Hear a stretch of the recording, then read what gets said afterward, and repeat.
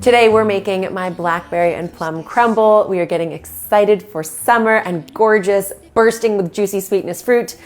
This is a recipe from my new cookbook, Eat Your Heart Out, and those of you who've been following along with my WW journey over the past few years will be thrilled to see how customizable this recipe is to really help you reach your goals while keeping everything on the menu, which we know is critically important to me. I want to eat delicious things and still feel great in my skin. Blackberries and plums happen to be one of my personal favorite fruit combinations because I am such a fan of the sweet tart combos in life and in dessert. I think that blackberries are like the sophisticated berry. They are really juicy and sweet, especially sun-ripened, warm, perfect, like end of summer blackberries.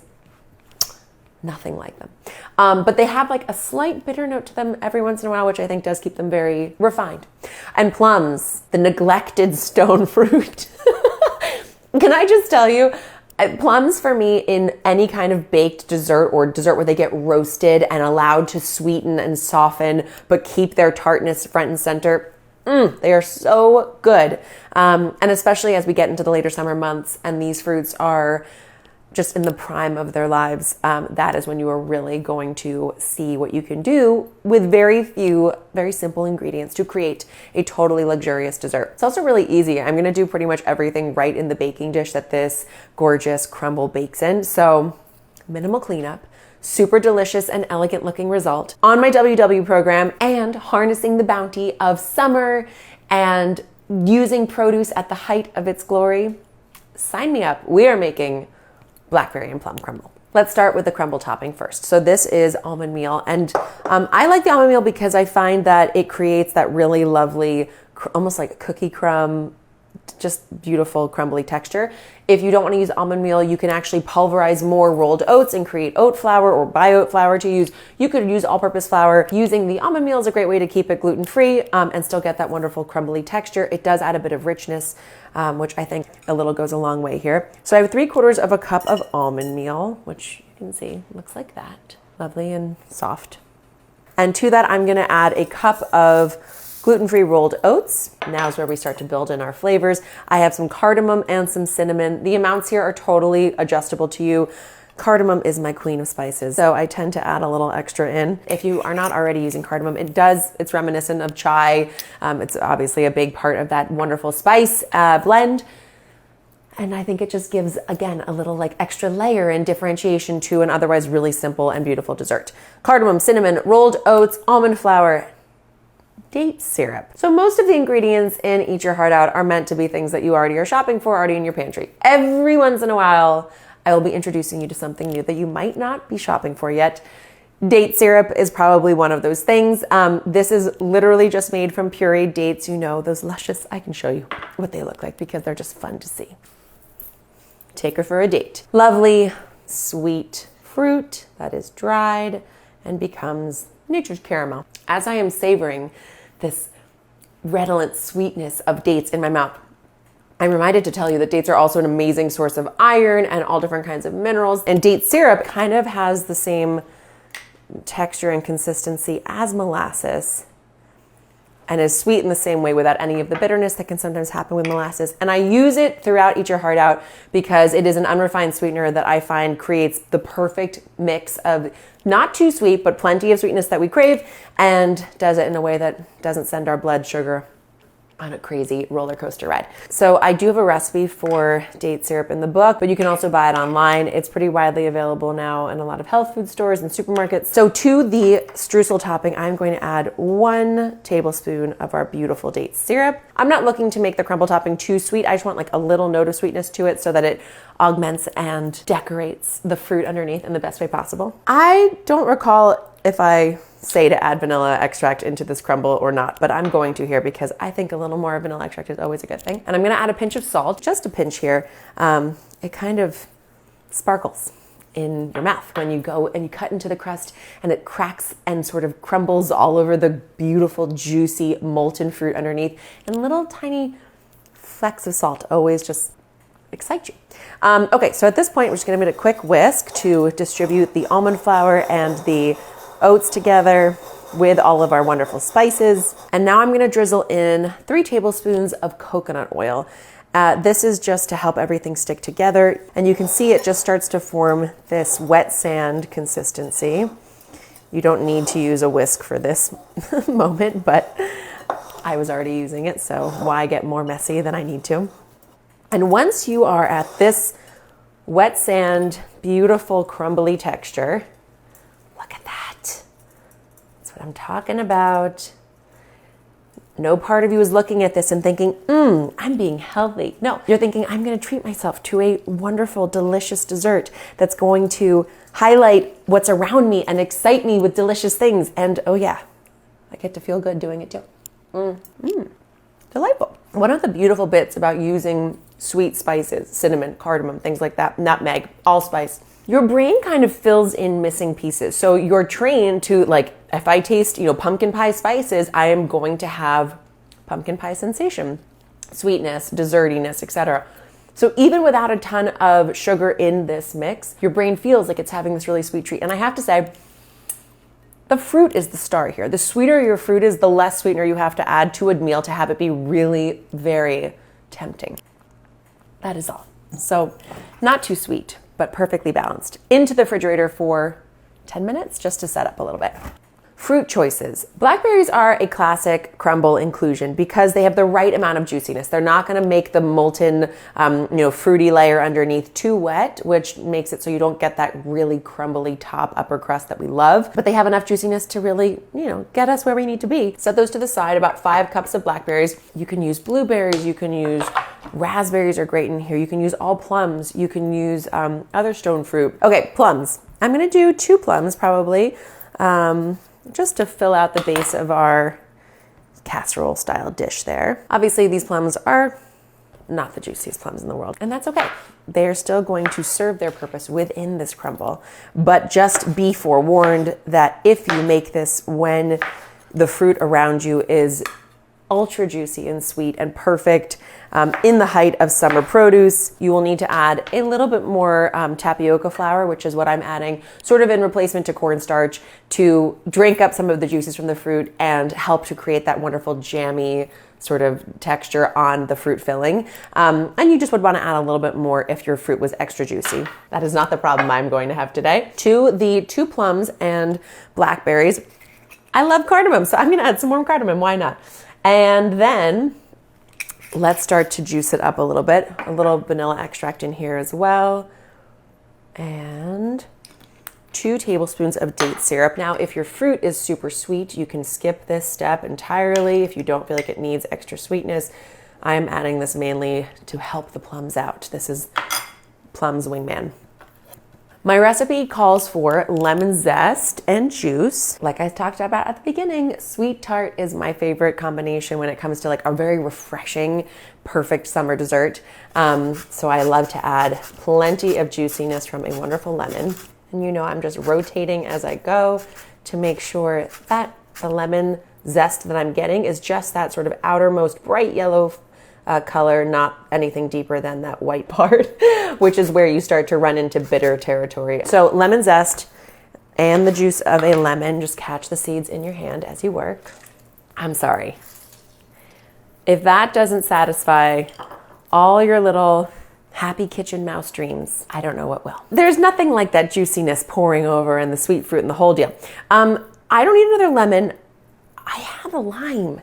And lime and blackberry to me is like one of the choice combos. So you can skip this step if you've had enough with the lemon, but I had a lime and I'm gonna add it. If your lime is not releasing its juice so beautifully, take a fork and just wait. Oh, look at that, look at that, look at that. Just give it a quick wiggle to release all that wonderful juiciness. Now, one of the reasons crumbles are one of my favorite desserts is because they are so simple. You really don't need to complicate them. You don't need to go wild and crazy. It's really just a jumble of delicious fruit underneath a beautiful kind of cookie crumb topping. So with that in mind, this is perfect. You can leave it just as is. I have some ginger, and I do like it in this recipe to add a little flair, make it a little different feeling. So I'm just trimming down the sort of stiffer parts of the ginger root, and then once I give myself this little head start, take any spoon or surface and just gently peel back the very delicate outer layer of skin on the ginger root. And that's really just for texture. You know, there's not a lot of flavor in the skin, obviously, and it is a much more gritty, fibrous element, so you don't want it in your perfect fruit crumble. And then grate it over top to give yourself that nice warming spice experience. Maybe like an inch or so of the ginger. How about a little pinch of salt? And use your hands. Yes, crumbles are easy, easy, easy. And they really are basically fail-proof, I have to say, except if you're wearing white and working with dark berries. That could be in my future. I really hope it's not. The only way that I've really sort of gone awry is by getting the balance of juiciness to dryness wrong. And by that, I mean, just don't go overboard on the juicing. You want it just juicy enough to coat like it is here, but not a ton of liquid at the bottom of the pan. You can see down here, we're dealing with a very minimal amount of excess juiciness. And now I'm going to sprinkle the tapioca flour right over top to help us ensure that that juiciness gets drunk up and becomes part of a wonderful jammy mix of sweet roasting fruit underneath our crisp golden brown, just sweet enough crumble. Our crumble filling is ready to go. Let's get our now cooled crumble topping. And this, you know, now I can actually sort of pinch it together and have these wonderful larger crumbs start to form. Yes, look at that. Look at that. I am bringing crumb cake topping to a crumble near you. I kind of just pinch it hard between my fist as I drop this crumble over top of the fruit, and that just guarantees I'll have a few pieces in each handful that are nice and generously portioned.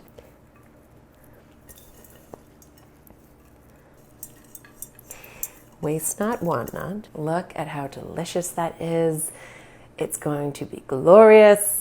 Everything we hope for in a crumble. And I will say this recipe is 8 to 10 points on the new WW program. You can head to www.com/daphneoz to get the points for the recipes and eat your heart out, so you can really track along and enjoy all these delicious bites and also find out exactly your points value for this dish. And like I said, change it if you want to. Like, I'm gonna add a little yogurt at the end just for like a nice little bit of juicy topping. Make it fat-free if you want. Don't add it at all if you don't need it. I really make it your own and savor the moment. Okay, so now that it looks lovely like so, we are going to cover it with some tin foil for the first 25 minutes that it goes into the oven. And that just sort of helps to lock in the steam, helps the fruit get really juicy and jammy as it roasts. And then for the final 15 minutes, we will take the tin foil off and let it bathe, sunbathe, naked under the heat so that you get that gorgeous like golden brown crispy topping that we love. First 25 minutes at 350 covered.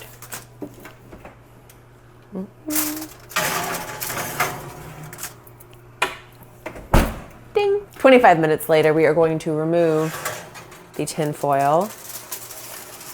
And what you will see is that we don't have a lot of golden browning happening yet, but the juicy berries, they are starting to get lovely and burst. It smells so good in here. It is toasty and warm, faint juiciness popping through. Lots of crispy golden cookie. Oh, yes. This is what we are. Oh, listen.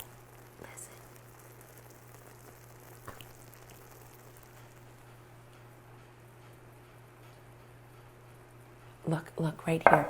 Can you see this corner of molten lava?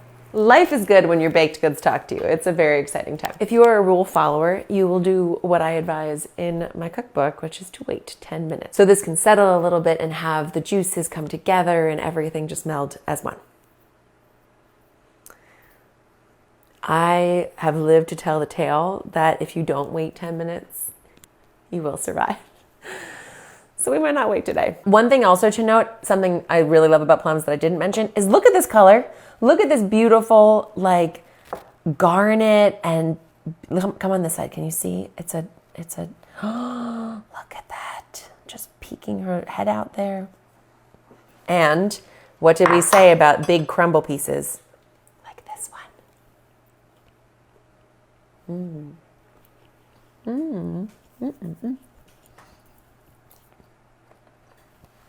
It's chewy. It's rich. It's just enough sweet. Let us dig in.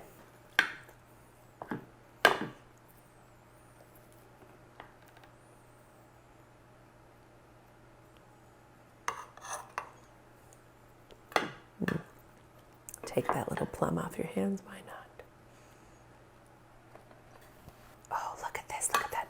Just a little bit of juiciness down there. Scoop that right up. Wow. Delightful. This is meant to make 6 portions, so I'm gonna take 1/6 of my pie here. Wow, wow, wow. What a glorious dessert. Wow. Now, something also beautiful about mostly fruit desserts is your portion can be wonderful and generous, like so. Mainly fueled by nature's candy. That's beautiful. You really don't need anything beyond that. Look at how juicy that got. But if you feel like anointing with a creamy, cool little blessing of yogurt, you can choose whichever yogurt you like based on how you feel like allocating your points.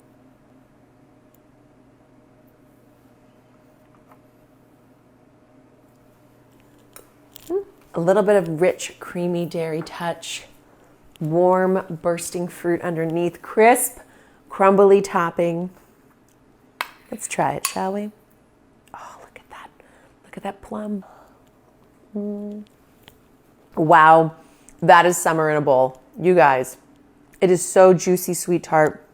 The crumble's not too sweet, so it just is more of like a crumbly texture that's delicious. A little bit of that yogurt that's kind of like soothing and melting its way over the top of this crumble. By the way, if you don't want yogurt, leave it off entirely. I think it's nice. Even just a little tiny slick here is a lovely addition. The ginger and the cardamom and the cinnamon and the lime. This is why you should trust your instincts. Trust your gut. Live with food confidence. I love that warm-cold contrast. I love that you are going to enjoy this dessert and feel good afterwards. I love that everything stays on the menu with WW. This is my way of living the program. With bites, I savor and enjoy with my eyes and my mouth and everything else, my nose, everything else.